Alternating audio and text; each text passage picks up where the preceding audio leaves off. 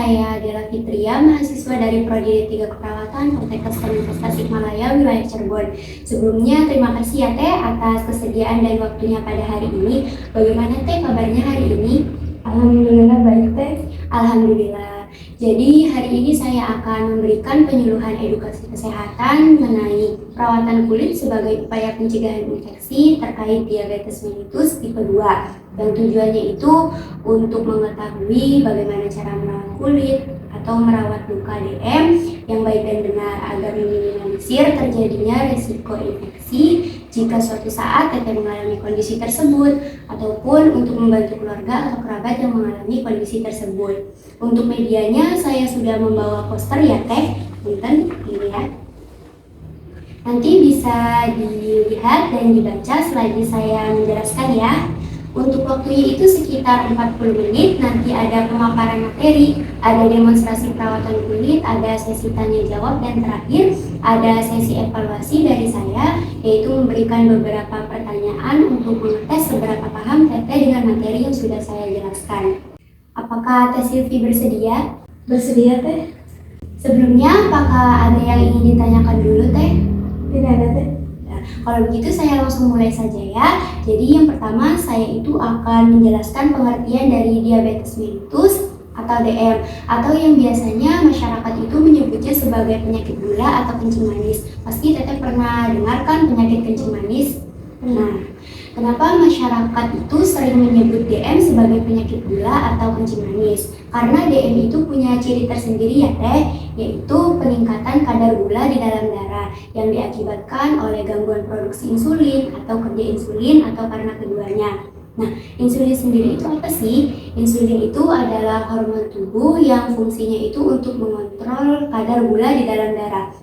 Otomatis jika insulinnya itu mengalami gangguan dalam produksinya atau dalam kerjanya, kadar gula di dalam darah itu bisa tidak terkontrol dan bisa menjadi meningkat secara drastis. Oleh karena itu, seseorang bisa mengalami diabetes mellitus. Nah, apa sih pengertian dari diabetes mellitus tipe 2 atau DM tipe 2? Teteh bisa sambil melihat di posternya ya. Jadi DM tipe 2 itu adalah penyakit kronis atau penyakit yang terjadi selama bertahun-tahun yang diakibatkan karena tubuh itu tidak bisa memproduksi insulin dengan baik ataupun produksi insulinnya itu berkurang. Akibatnya kadar gula di dalam darah itu bisa meningkat. DM tipe 2 ini sering sekali terjadi pada orang dewasa, tapi tidak menutup kemungkinan bisa terjadi pada anak-anak ataupun pada remaja, karena pada kasus saat ini sering terjadi pada kondisi tersebut. Apa sih faktor resiko yang bisa meningkatkan seseorang itu mengalami diabetes mellitus? Yang pertama itu pola makan yang tidak sehat, seperti sering mengonsumsi makanan yang tinggi gula, sering mengonsumsi makanan yang mengandung pengawet, dan lain-lain. Yang kedua itu adalah minimnya beraktivitas seperti kurang berjalan ataupun kurang berolahraga. Yang ketiga itu adalah usia lanjut, seperti di atas 40 tahun.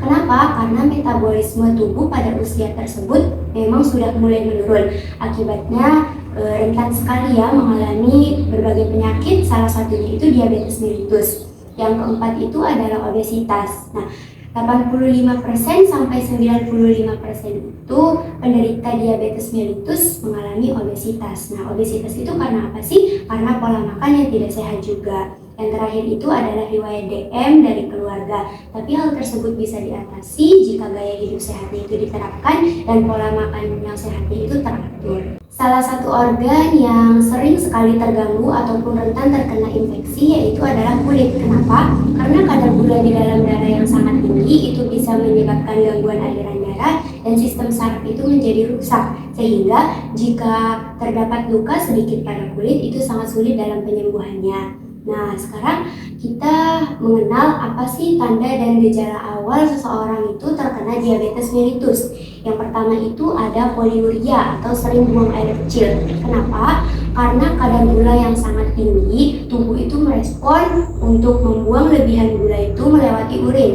Akibatnya, seorang penderita diabetes itu sering buang air kecil. Otomatis, karena sering buang air kecil, tubuh itu kekurangan cairan. Jadi, penderita DM itu juga sering merasa haus atau polidipsia. Dan yang ketiga itu ada polifagia atau sering merasa lapar. Kenapa? Karena gula yang dibuang melewati urin itu membawa kalori, yang dimana kalori itu adalah sumber energi bagi tubuh. Akibatnya, kalau tubuh kekurangan energi pastinya membutuhkan asupan. Terus yang terakhir ada gejala seperti cepat lelah, mual atau penglihatan kabur, atau jika sudah parah bisa menyebabkan dehidrasi, kejang, dan lain-lainnya. Sekarang masuk ke intinya ya, ada beberapa tanda dan gejala kulit seorang penderita DM itu mengalami infeksi. Yang pertama itu ada kemerahan ya teh, seperti yang di poster, itu ada kemerahan.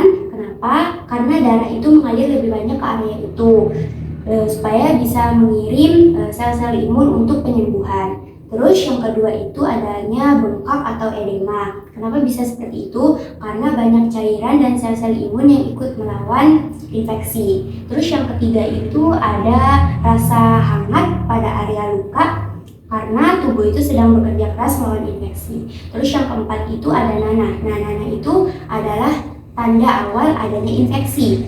Karena nanah itu adalah kumpulan kuman yang mati dan sel tubuh yang ikut melawan infeksi. Terus yang kelima itu perubahan warna kulit. Kulit itu bisa berubah menjadi warna gelap ataupun kehitaman ya, karena infeksinya itu sudah makin parah sehingga aliran darahnya itu terganggu. Terus yang keenam itu bisa menimbulkan bau yang tidak sedap karena jaringan yang rusak dan kuman yang mulai berkembang biak di area tersebut. Yang terakhir, jika infeksinya itu sudah menyebar ke seluruh tubuh, tubuh itu bisa merespon dengan adanya demam sebagai alarm atau tanda bahaya. Apa sih yang akan terjadi jika infeksi tersebut tidak segera diatasi ataupun ditangani? Nah, itu akan terjadi berbagai komplikasi yang sangat serius, terutama di bagian ekstremitas bawah atau tubuh bagian bawah, terutama di bagian kaki. Apa saja? Yang pertama itu adalah luka terbuka atau ulcus diabeticum, yaitu luka yang tidak sembuh-sembuh dan makin dalam. Ini sering terjadi karena adanya luka kecil atau goresan yang dibiarkan terlalu lama dan tidak segera diatasi. Kenapa sih seorang penderita DM itu tidak bisa merasakan luka? Karena mereka itu sudah tidak merasakan lagi sensasi sakit ataupun nyeri. Oleh karena itu mereka sering sekali mengalami infeksi. Terus yang kedua itu adalah infeksinya mulai menyebar atau yang disebut gangren. Kalau lukanya itu makin parah dan jaringan kulitnya mulai mati, maka bisa jadi gangren. Ditandai dengan perubahan warna kulit menjadi hitam, adanya bau yang tidak sedap, dan yang terakhir itu sampai tidak bisa diselamatkan. Maksud dari tidak bisa diselamatkan itu apa? Seperti bagian kaki itu harus diamputasi karena infeksinya itu sudah menyebar ke seluruh tubuh. Kalau tidak diamputasi akan membahayakan nyawa dan menyebabkan kematian. Oleh sebab itu, perawatan kulit itu sangat penting. Agar kulit tetap sehat dan tidak mudah terinfeksi, Teteh bisa melakukan perawatan kulit dengan berbagai langkah yang akan saya ajarkan ya. Yang pertama itu kita bisa mengontrol gula darah secara rutin. Teteh bisa mengecek ke puskesmas, ke rumah sakit, ataupun bisa membeli alatnya sendiri. Namanya itu adalah glukometer. Maaf ya Teh. Contohnya itu seperti ini ya, glukometer.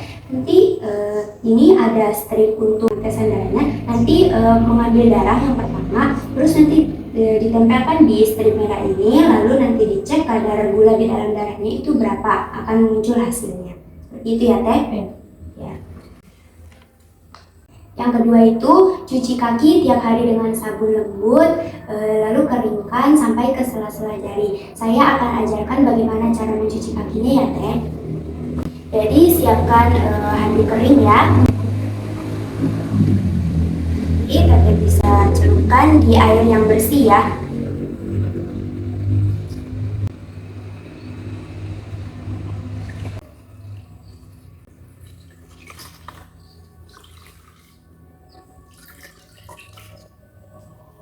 Lalu Teteh nanti bisa mengelap secara lembut dan perlahan di area kaki seperti ini. Ya, sampai ke sela-sela jari juga ya Teh. Seperti ini. Ya.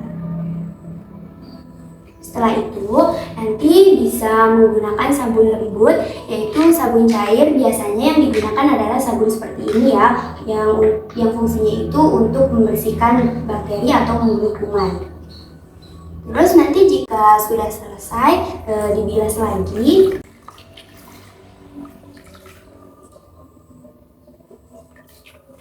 Seperti ini. Lalu menggunakan handuk kering untuk mengelapnya.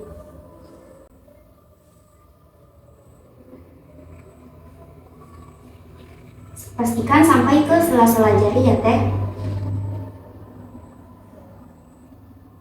Sudah selesai. Oke, seperti itu ya teh. Terus yang ketiga itu menggunakan pelembab jika kulit terasa kering, tapi jangan sampai terkena sela-sela jari. Pelembabnya itu bisa merek apapun atau jenis apapun. Contohnya seperti ini ya, bisa memakai lotion tidak apa-apa. Nanti dioleskan ke area yang keringnya saja, seperti ini. Jangan sampai ke sela-sela jari ya teh. Ya.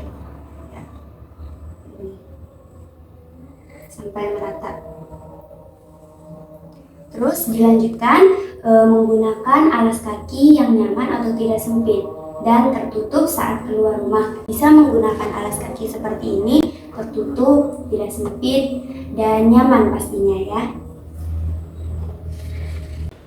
Selanjutnya yang kelima itu memotong kuku secara lurus, jangan sampai melengkung. Saya ajarkan ya teh.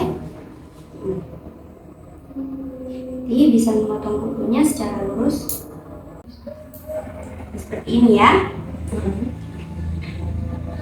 Dan yang terakhir bisa melakukan senam ringan untuk kaki yang tujuannya itu untuk memperlancar aliran darah dan mencegah pegal ataupun kesemutan. Baik Teh Silvi, untuk pemaparan materinya sudah selesai. Bagaimana Teh? Apakah sudah paham atau ada yang ingin ditanyakan? Saya mau nanya teh, Ya boleh. kulit kering itu tanda diabetes bukan ya teh? Oh, itu belum tentu ya Teh. Tapi kalau misalkan kulit itu sering terasa gatal, pecah-pecah, atau jika ada luka sulit dalam penyembuhannya, itu bisa jadi gejala awal terjadinya diabetes mellitus. Itu harus segera diperiksakan ke dokter. Jika hanya kulit kering biasa saja seperti di area kulit luar, itu mungkin tandanya Teteh kurang minum air putih, seperti itu Teh. Oh, apa pelembabnya nggak boleh dipakai di sela-sela jari ya teh? Iya betul Teh, saya lupa menjelaskan tadi. Jadi tidak boleh pelembabnya itu dioleskan sampai ke sela-sela jari, karena kalau misalkan di sela-sela jari itu terlalu lembab bisa menjadi tempat bertumbuhnya jamur dan bakteri. Jadi cukup di bagian keringnya saja, seperti di bagian punggung kaki, punggung tangan, ataupun di area lain yang kering. Oh alah gitu teh, terakhir deh teh, senam kaki itu harus dilakuin tiap hari juga buat orang sehat? Oh, itu sebenarnya tidak harus ya. Tapi kalau misalkan mau dilakukan setiap hari bagi orang sehat itu boleh banget ya. Karena kan senam kaki itu tujuannya untuk memperlancar aliran darah, terus juga untuk mencegah pegal ataupun kesemutan. Jadi sangat boleh untuk dilakukan setiap hari. Tapi jika tidak bisa, minimal Teteh dalam sehari itu ada aktivitas berjalan seperti itu. Oh oke teh, makasih ya. Iya, sama-sama Teh. Apakah ada yang ingin ditanyakan lagi? Udah paham teh? Berarti saya lanjutkan ya Teh. Jadi setelah saya menjelaskan materi tadi, saya ingin memberikan beberapa pertanyaan kepada Teteh untuk mengevaluasi apakah sudah paham dengan materi yang saya jelaskan tadi. Saya mulai ya Teh. Jadi yang pertama itu, apa pengertian dari diabetes mellitus tipe 2? Penyakit kronis karena tubuh tidak bisa menggunakan insulin dengan baik atau produksi insulin tidak cukup sehingga kadar gula darah meningkat. Oke, betul sekali Teh. Saya lanjutkan ke pertanyaan yang kedua ya. Sebutkan tanda dan gejala awal seorang penderita DM itu mengalami infeksi kulit. Kemerahan, pembekakan, rasa hangat pada area yang terinfeksi, drainase atau nanah, perubahan warna kulit, bau tidak sedap di luka, demam teh. Oke, bagus sekali Teh. Saya lanjutkan ke pertanyaan yang terakhir ya. Bagaimana cara merawat kulit agar tidak mudah terkena infeksi? Kontrol gula darah, Ya. cuci kaki harian, gunakan pelembab, pilih alas kaki yang tepat, potong kuku aman, tidak boleh melengkung, Iya, betul. cek kaki setiap hari, terus lakukan senam kaki. Iya, bagus sekali. Berarti Teteh sudah paham semuanya ya. Sebelum saya akhiri, saya sampaikan rencana tindak lanjutnya dulu ya Teh. Jadi minggu depan saya akan datang lagi ke sini untuk melihat langsung bagaimana Teteh merawat kulit terutama di bagian kaki. Tujuannya itu supaya perawatannya bisa jadi kebiasaan baik. Bagaimana Teh? Apakah bersedia? Bersedia Teh? Alhamdulillah. Mungkin cukup sekian materi penyuluhan edukasi kesehatan dari saya pada hari ini.